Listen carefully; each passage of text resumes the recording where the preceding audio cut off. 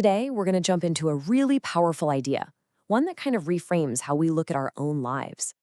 The message is actually pretty simple, but it's deep. We're all a work in progress. And you know what?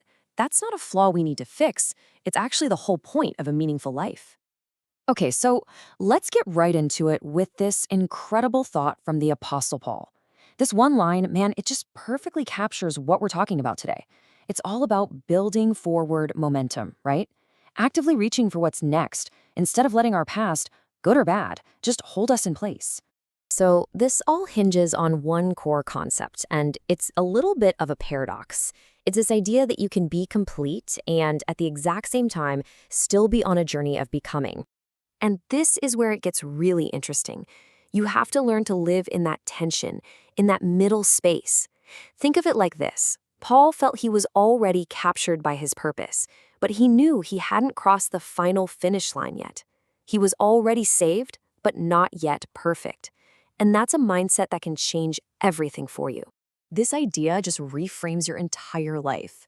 It means you're not supposed to be some perfect finished statue sitting on a shelf. Nope. Life is meant to be dynamic. It's this ongoing process of growth and learning. Every single day is just one more step in that process of becoming. Okay, so if that's the goal, this constant growth, what's stopping us? Well, we have to talk about a huge, very modern obstacle to that growth, what we could call the convenience trap. I mean, just look around you. Almost everything we use, everything we do, is designed to be instant and completely effortless. We've started to see any kind of friction or difficulty as a problem that needs to be engineered away. You know exactly what I'm talking about.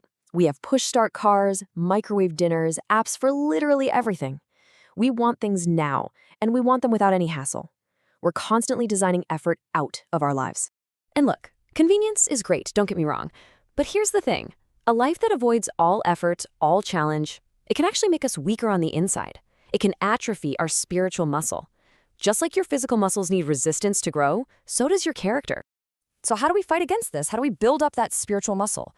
Well, that brings us to our first big, powerful metaphor for how we can embrace this not yet finished journey. Think of it literally like a workout for your soul. It's about choosing to step out of what's comfortable. It's deciding to lean into a challenge or to learn something new, precisely because you know it's going to build strength. It's an intentional act to keep from becoming stagnant. And if you're thinking, oh, I'm too set in my ways or it's too late for me to change, check this out. Research shows that even at 70 years old, you can still build new muscle mass with regular exercise. It is never too late to get stronger, and that principle applies just as much to our inner lives. So what does this stretching actually look like? Well, it's kind of a two-part move. First, you have to consciously let go of what's behind you. And that means the failures holding you back, for sure, but also the successes that might be making you too comfortable. Then, second, you actively strain forward. It's a dynamic, forward-leaning posture toward what's next. Okay, so we've got this idea of stretching, but who's doing the stretching and why? That brings us to a second, absolutely incredible metaphor that explains the how and the why, the idea of being shaped. There's this amazing image from the prophet Jeremiah. It gives us this picture of our lives being skillfully and very purposefully shaped by a master craftsman.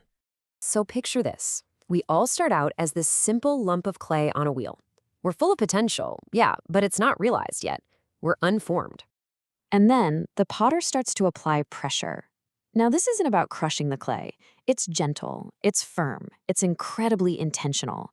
You could even call it good stress, the kind of pressure that's necessary to start shaping the clay into something new.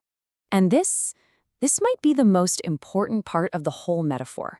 What happens if the clay gets messed up? If the pot collapses on the wheel? The potter doesn't throw it in the trash. No way. He simply gathers it up, reforms it, and starts the shaping process all over again. Our mistakes don't disqualify us. And it's through that whole process, the pressure, the spinning, even the reforming after a mistake, that something beautiful and full of purpose is created, something it never could have become if it just stayed a lump of clay.